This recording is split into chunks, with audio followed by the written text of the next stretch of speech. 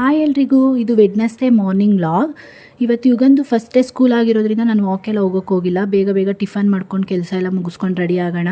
ನನ್ನ ಹಸ್ಬೆಂಡ್ ಇಬ್ಬರು ಹೋಗಿ ಸ್ಕೂಲ್ಗೆ ಒಟ್ಟಿಗೆ ಬಿಟ್ಟು ಬರೋಣ ಅಂತ ಹೇಳಿದರು. ರಾತ್ರಿ ನೆನೆಸಿಟ್ಟಿರೋ ಇಡ್ಲಿದು ತುಂಬ ಚೆನ್ನಾಗಿ ಊರಿತ್ತು. ಅದಕ್ಕೆ ಉಪ್ಪು ಸೋಡಾ ಹಾಕ್ಕೊಂಡು ಸೈಡ್ಗೆ ಇಟ್ಕೊಂಡೆ. ಒಂದು ಫ್ಯಾನ್ಗೆ ಎಣ್ಣೆ ಹಾಕ್ಕೊಂಡು ಅದಕ್ಕೆ ಸಾಸಿವೆ ಹಾಕ್ಕೊಂಡು ಕಡಲೆಬೇಳೆ ಹಾಕ್ಕೊಂಡು ಸ್ವಲ್ಪ ಡ್ರೈ ಮಾಡಿಕೊಂಡೆ. ಅದು ಡ್ರೈ ಆದಮೇಲೆ ಚಾಪ್ಸ್ ಮಾಡಿರೋ ಕರಿಬೇವು, ಸಣ್ಣದಾಗಿ ಚಾಪ್ಸ್ ಮಾಡಿರೋ ಈರುಳ್ಳಿ ಹಾಕ್ಕೊಂಡು ಸ್ವಲ್ಪ ಬ್ರೌನ್ ಕಲರ್ ಬರ್ಸ್ಕೊಂಡೆ. ಮತ್ತು ಸಣ್ಣದಾಗಿ ಚಾಪ್ಸ್ ಮಾಡಿರೋ ಬೀನ್ಸು, ಕ್ಯಾರೆಟ್ ಹಾಕ್ಕೊಂಡು ಫುಲ್ ಡ್ರೈ ಮಾಡಿಕೊಂಡೆ. ಅದನ್ನು ಒಂದು 5 ಮಿನಿಟ್ಸ್ ಉಪ್ಪು ಹಾಕ್ಕೊಂಡು ಹುರ್ಕೊಂಡ್ರೆ ಸಾಕು. ಆಮೇಲೆ ಸ್ಟವ್ ಆಫ್ ಮಾಡ್ಕೊಂಡು ಪಕ್ಕಿಟ್ಕೊಂಡೆ.